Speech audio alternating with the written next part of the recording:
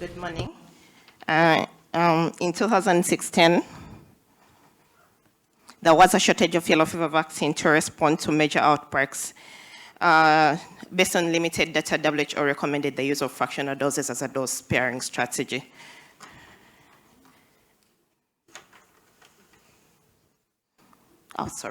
So based on limited data, WHO recommended the use of fractional doses as a dose sparing strategy.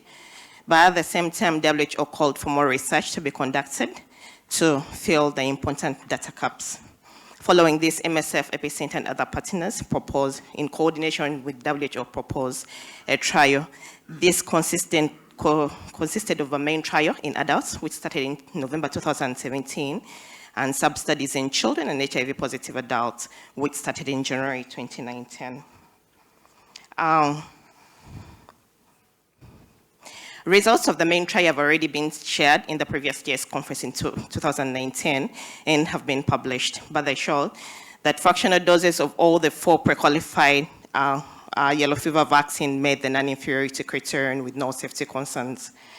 Following these results and with agreement with the Data Safety and Monitoring Board, the trial continued with the recruitment of children and HIV-positive adults. Previous studies have shown that HIV-positive adults might have lower neutralizing antibodies and might have more rapid decline over time. Studies in children have shown the same results as in the adult trial, but some studies have shown that children might have lower response rates, and this might be attributed to the vaccine substrain or the potency. Uniquely for our study, there has not been any data on performance of lower doses for yellow fever vaccines amongst these groups. We aim to assess one vaccine selected following the results from the adult trial. The aim of the trials was to generate data needed to recommend the use of fractional doses in children and HIV-positive adults. For the objective, the primary objective was to evaluate the non-inferiority in seroconversion of fractional doses versus the standard dose in children and HIV-positive adults at day 28 post-vaccination for one of the WHO-prequalified vaccines. As secondary objectives, we defined other immunogenicity outcomes, which included comparison of the geometric mean titers and neutralizing antibodies, the change in neutralizing antibodies, protection 10 days post-vaccination where the standard dose is perceived to be effective, and also protection at 1 year post-vaccination. For safety outcomes, which included assessment of adverse events up to day 28 post-vaccination in serious adverse events throughout the follow-up period. We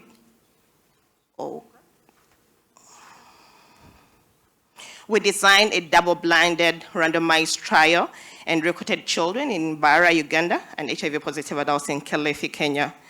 We defined fractional doses as a fifth of the standard dose, which is 0.1 ml. Based on the results for the adult trial, factors related to production and international supply and other trials that have been planned, the Data Safety and Monitoring Board recommended the use of the vaccine that is produced by the Shumakov Institute of Poliomyelitis and Viral Encephalitis to be used in the sub-studies. The trial was approved by the WHO Research and Ethics Review Committee in several ethics committees and regulatory authorities from the implementing countries.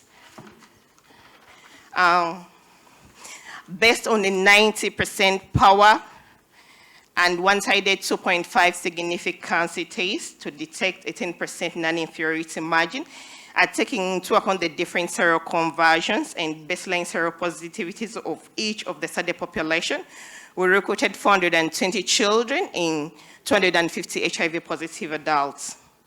The children were aged 9 to 59 months and were stratified in 3 different age groups. The adults were less than 60 years with HIV asymptomatic infection and were not pregnant or lactating. Eligible participants for these trials had no contraindication to the yellow fever vaccine, had never received yellow fever vaccination before, and had no previous yellow fever infection.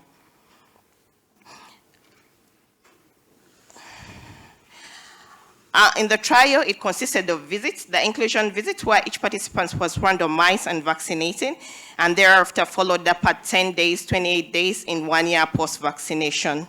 On each of the study visits, a blood sample was taken off and serum sent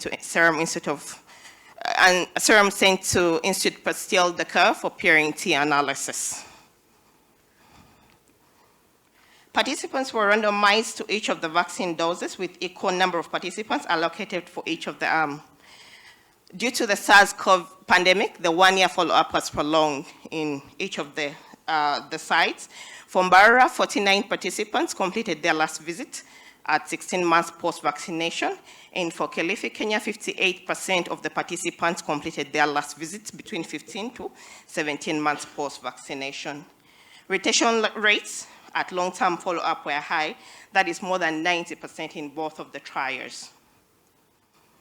For baseline characteristics for the children, the mean age at recruitment was 27 months. 52% of these participants were female, and 7 participants were positive for yellow fever at baseline.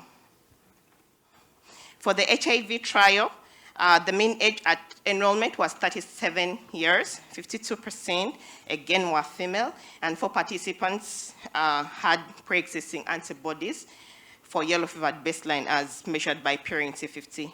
All the participants in the HIV trial were immunocompetent and all were on antiretroviral therapy. For the primary endpoint, overall in the children seroconversion by purity 50, at day 28 follow-up was high with over 97% of participants seroconverting in both arms as shown in the red boxes. By age group in the table, fractional doses consistently show lower seroconversion than in the standard dose, but this was not statistically significant. The figure here represents the point difference between the fractional and the standard dose with a 95% confidence interval. Overall, when compared to the standard dose, fractional doses met the non-inferiority criterion as the lower bound of the negative, as the lower bound of the 95% confidence interval did not reach the negative 10% non-inferiority margin. When stratified by age group, the children aged 9 to 12 months, non-inferiority is not shown, but we have to realize that stratification leads to very few children and very wide confidence intervals. For the HIV trial, seroconversion rates at day 28 post-vaccination were also high, with over 96% of participants seroconverting. The figure also explains that compared to the standard dose, fractional doses met the non-inferiority criterion. Seroconversion at day 10 and long term, which were secondaries, at day 10 post-vaccination, children in the fractional doses showed lower seroconversion rates compared to those in the standard dose, which was 62% in the fractional dose and 80% in the standard dose, and this was statistically significant. At long-term follow-up, that is either 12 or 16 months post-vaccination, seroconversion rates for the children overall remained very high, with over 90% of the children seroconverting. For the HIV study, seroconversions at day 10 post-vaccination was lower in the fractional dose, which was 74% of HIV-positive adults seroconverting compared to 84% in the standard dose, but this was not significant. At long-term follow-up, seroconversion rates remain high at long-term follow-up for most of the participants showing protective and neutralizing antibodies. In this figure, we demonstrate the geometric mean titers with a point estimate and the 95% confidence interval at different time points. The fractional doses are shown in red, whereas the standard dose is shown in blue. Even though we detected a significant difference at 10 days post-vaccination,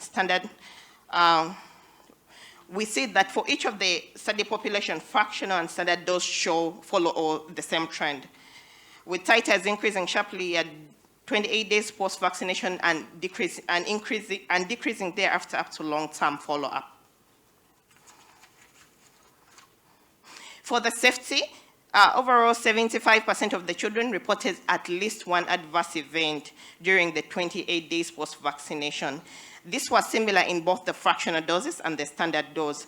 These were mainly respiratory tract infections and gastrointestinal disorders, and just a few were related to the study vaccine. During the course of the children's trial, we reported 30 serious adverse events, and none was related to the study vaccine. For the HIV positive study, close to 40% of the participants in the fractional dose reported at least one adverse event during the 28 days following vaccination. For the 22% of those participants in the fractional dose, they were classified as related to the study vaccine. The number of participants reporting adverse events in the standard dose are slightly higher than the fractional dose as shown in the tables. Over the course of the trial, 7 serious adverse events were reported among the HIV-positive adults, and none was related to the study vaccine. We concluded that fractional doses of the Schumacher yellow fever vaccine met the non-inferiority criterion in HIV-positive adults and children with no safety concerns, and that almost all participants were protected at long-term follow-up. Again, we noted that the strong immune response may take longer than 10 days for a substantial number of participants who are vaccinated. Based on the results of this trial, WHO will review the recommendation on the fractional doses of yellow fever vaccine in outbreak response to include the HIV-positive adults and the children. I thank everyone who participated and made this trial possible. Thank you.